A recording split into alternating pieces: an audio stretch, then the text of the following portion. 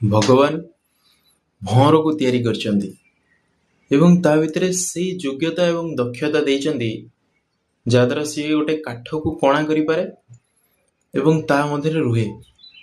କିନ୍ତୁ ସେଇ ଭଅଁର ଯେତେବେଳେ ମହୁର ପ୍ରଲୋଭନରେ ଆସେ ସେତେବେଳେ ଯାଇ ଗୋଟେ ପଦ୍ମ ଫୁଲ ଭିତରେ ପଶେ ଏବଂ ମହୁ ଖାଏ। ଏତେ ମହୁର ଲୋଭରେ ପ୍ରଲୋଭିତ ହେଇଯାଏ ଯେ କେତେବେଳେ ଦିନ ଯାଇ ରାତି ହୁଏ ସେ ଜାଣିପାରେ ନା।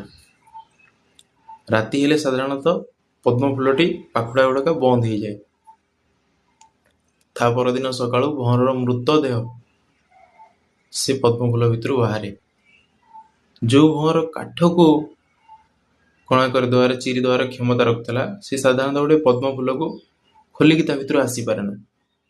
ଏଇ କଥାଟି ହେଉଛି ସାଧାରଣତଃ ରାମକୃଷ୍ଣ ଠାକୁରଙ୍କର ଗୋଟେ କାହାଣୀର କଥାଟି ଭଅଁର ପାଇଁ ହେଲେ ମଧ୍ୟ ଆମ ଜୀବନ ପାଇଁ ବହୁତ ଉପଯୋଗୀ।